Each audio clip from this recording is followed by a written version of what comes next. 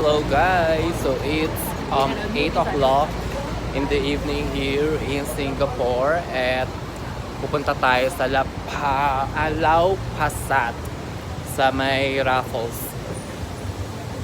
para kumain kasi ayun, yung nakita ko sa TikTok ayun daw yung food hub and tinanong ko rin yung receptionist sa King Capsule.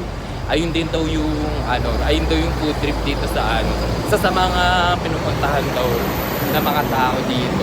So tinanong ko siya kung paano pumunta doon. Sabi niya, bala ko sana mag-bus since nga bumili ako ng card na unlimited. 3 days lang siya. So mag-expire na siya. So sabi niya, hindi daw recommended mag-bus kasi malapit lang daw yun dito. Malapit lang daw yun dito sa may King Capsule. Tapos yung bus, pa nag-take daw kasi ako ng bus, iba daw kasi ako bababa. So mas malayo daw. So maganda daw kung maglakad daw ako. So ngayon, tinignan naman namin sa Google Map, parang 14 minutes walk lang naman siya. So dami mga gimikan din pala dito. Ang dami mga gimikan. And it's Friday, diba? TGIF yung mga tao dito. Taray ni ate, naka-helmet. Ayun.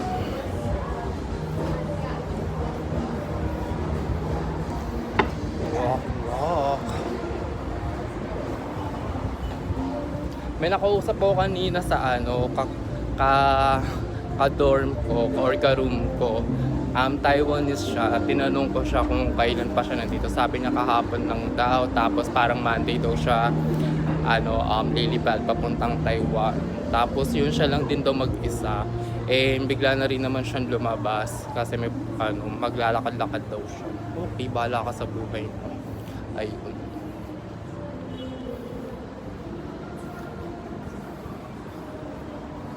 Two minutes na lang, sabi ni Google Map. Tingin ko ito na yun. Tatawid na lang ako kasi malapit na yun. May mga tao na. Nakikita ko may mga tao na. So tingin ko ayun na yun. Tatawid na lang ako. Dito na. Ayun na siya. Ayun na yun.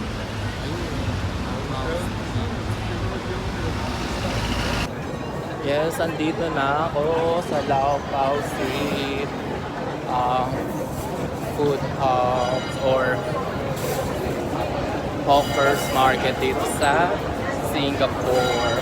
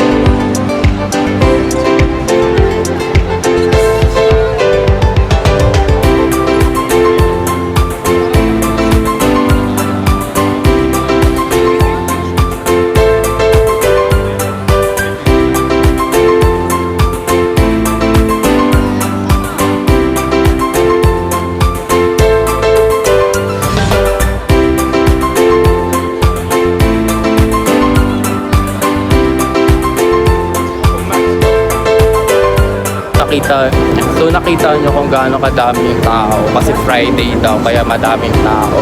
So sarado yung street, buong street sarado. Tapos parang ang sarap pero gusto kong kumain na may kanin kasi simula kanina di pa ako nagra-rice. Saka wala akong kinain lunch kaya gusto kong mag-rice. Tapos balik ako doon para i-try yung mga ihaw. Mukha kasing masarap.